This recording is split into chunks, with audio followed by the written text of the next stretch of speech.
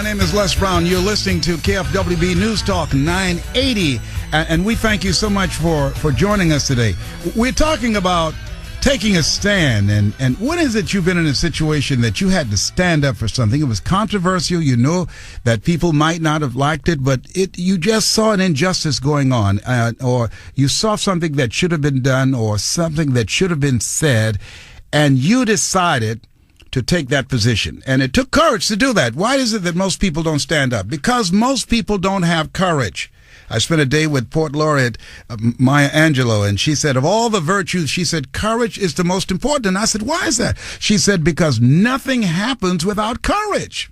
Nothing happens without courage. What I'm doing now, could have been doing for years, speaking, training, developing people, developing speakers, speaking around the world. I could have been doing that much longer. For 14 years, I didn't do it because I didn't have the courage to stand up for my dream. I didn't have the courage to say yes to life. I didn't say yes to my unfolding future. I didn't have the courage to decide to create a new life for myself. I had a fear-driven life rather than a faith-driven life, rather than being of good courage. And so there are things that we see every day. It's been said that evil prevails when good men and women do nothing. When good men and women do nothing. I was in a grocery store the other day, and the cashier was talking to a person, was trying to give her some stamps, some coupons, and the person didn't speak much English. And so as the cashier was speaking to the person said, me no speak English. And the lady started yelling louder. I said, excuse me, ma'am, listen, this person does not have a problem of hearing.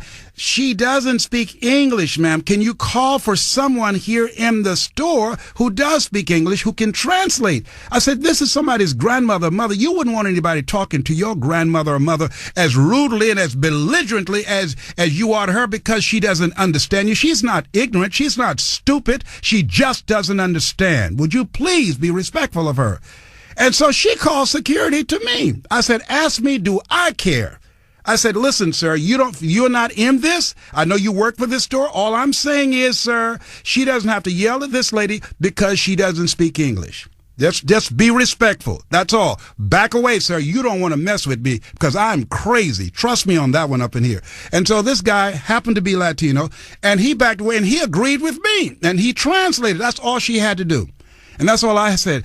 Just be respectful. I could have stood in line like the other people looking at them feeling frustrated because of the fact the lady couldn't speak English, but come on, give me a break. And there are situations that you've seen, I'm sure, that you had to stand up, that you had to speak, and just something in you before you knew it, you were in the midst of it. The number to call is 888-539-2980. We need to hear more of those kinds of stories other than the garbage that's in the media today. Something that has some meaning and value that can inspire all of us to stand up. The number is 888-539-2980. It's not enough to look at stuff and say, oh, isn't that awful? Give me a break. 888-539-2980. Hello, how are you? I'm so glad that you're calling. Soledad, thank you for calling into the show today. I want to hear from you. Don't just sit there and listen to me. Call me right now. Hello, Soledad. How are you? Hi, Mr. Brown. How are you doing? I'm great, and so are you. Okay, good. Let me tell you real quick what happened to me. Yes. Back in the early 90s, I was working for a title company.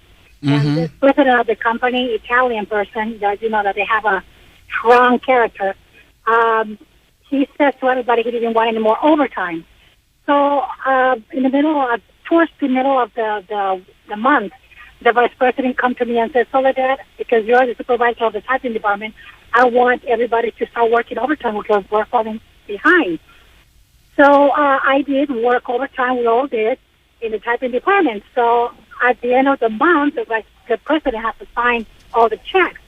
So when he saw our checks with all this overtime, he just came out of his office, screaming, and he screamed at my name. He said, Soledad, I told you I didn't want any overtime.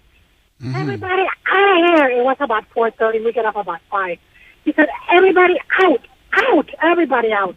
So I said, I didn't say anything because you never win when somebody's mad. So I went home, couldn't sleep all night, came back the next morning, made an appointment with the secretary, and I went to see him, and I said, I'm here because I want to tell you that you were very rude to us yesterday, talking to me, especially in that form. And I need an apology from you, because if you were asked, Mr. Buggy, he was the one who allowed us to work overtime. Mm-hmm. So you should have been screaming at him, not us. Mm-hmm. We are just doing our job. Yes. So I need an apology from you to everybody in that department. Did he do it? So he said, I'm so sorry, Soledad. I will apologize. Have everybody come over to the conference room. I said, thank you. And he did it. Well, listen, first of all, it took courage on your part because we're getting ready for a commercial break. Thank you so much, Soledad, for calling in and doing that. Soledad was absolutely right. It took courage on her part, not just to take that verbal abuse and go in there and confront him. Most people would not have done that. So congratulations to you for doing that, because there's one management principle that he did not understand, that you criticize in private and you praise in public. We're talking about taking a stand. My name is Les Brown. I want to hear from you. When did you had your Soledad moment that you had to take a stand for something and you knew it might have cost you your job? That could have cost her job. I want to hear from you. The number to call is 888. You can tell I'm fired up about this, can't you? 888-539-2980. Yeah, what's up with him? I don't know. I didn't take my medication. 888. 888-539-2980. You're listening to KFWB News Talk 980.